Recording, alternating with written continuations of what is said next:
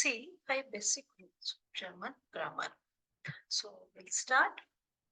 So first rule is German verbs come second most of the times.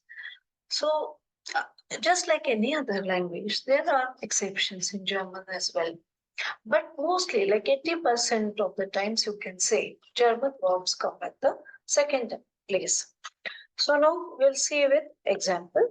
Suppose there is a German sentence called Ich komme jetzt, meaning I come now. Jetzt is now. And comma is a verb, ich meaning I. So now in this case, comma comes at the second place. Verb comes at the second place. There is one more sentence. Suppose wir leben dort. Where is we? Leben is live. And there meaning dort. Dort is there.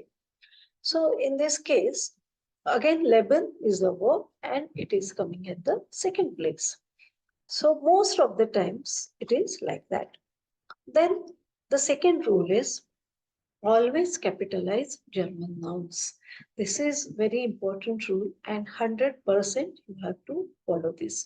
Whenever you are writing in German, so you have to capitalize the nouns. Okay, unlike in English we are not so particular or specific about capitalizing the noun, but here you have to follow this rule.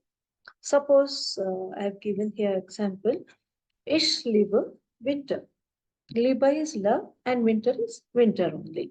Now in this case, winter we have to capitalize. In German, when you are writing in German, you have to capitalize it. Just like that, there is one more sentence called the sweater is heiß. Okay, meaning the weather is hot. Heiß is hot. Here also that beta kind of letter is used. It is called as SZ in German and it is pronounced as double S. So now, suppose the weather is heiß. Here also weather you have to capitalize it. So this is one very important rule. Then third one is German nouns have genders. Okay, this is also one very important rule. So there are a few definite articles called der, die, and das. For masculine, it is der, and feminine, it is die, and for neuter, they will say neuter, it will be das. So these are the definite articles, and you have to write these definite articles before the nouns. And they have genders. It changes according to the gender of the noun. So this is also very, very important rule, you can say. Then the fourth one is German has 4 cases. Okay, one is subject, then one is direct object, one is indirect object, and one is possessive object. Now, there can be 3 cases in a sentence or 4 cases or 2 cases. It depends. So I'll explain you here with some examples. Now, if there is a sentence like Ich habe meine Schwester Blumen geschenkt. Meaning, what is the meaning of this? Meaning, I gifted my sister flowers. Okay, in English. So in this case, Ich is the subject. Okay, I is the subject, Ich is the subject. Then Schwester is indirect object. Okay, Schwester is sister. That is indirect object. And Blumen, what you are giving or what you are gifting, that thing is called as direct object. So in this case, Blumen or flower is the direct object. Suppose orally, I'll just tell you one sentence. Das ist mein Hund. So it means that is my dog or this is my dog. So like dog meaning Hund in German. So in this case, mine is possessive object. Okay. So this is the fourth rule.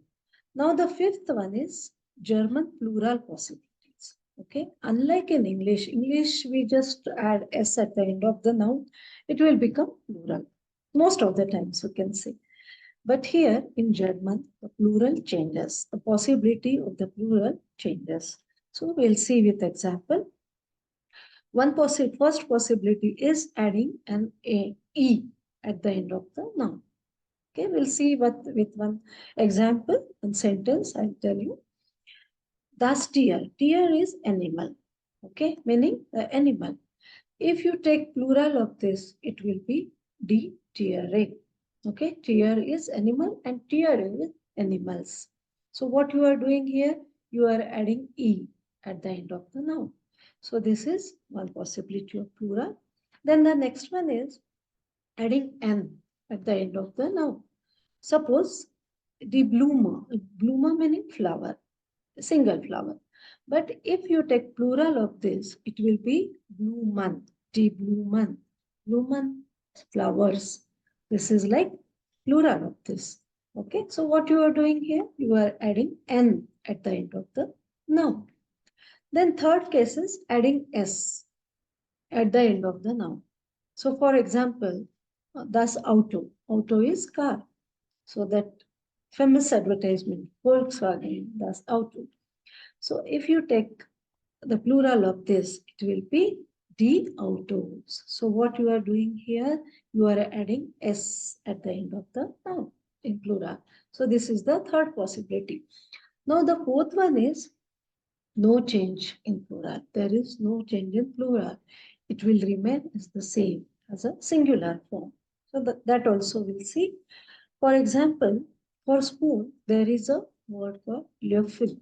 In German, it is Löffel. L-O with umlaut and double F-E-L. Der Löffel. Now, if you take plural of this, it will be die Löffel. So there is no change. Löffel will remain same as a singular form. There is no change in plural. And one more thing, you just understand that all the plurals, they have definite article D, D-I-E, all the plural. It is not dependent on the gender of the noun. Always it is D. So I have explained it in my separate video for definite articles. So you can go through it. There you will understand more properly.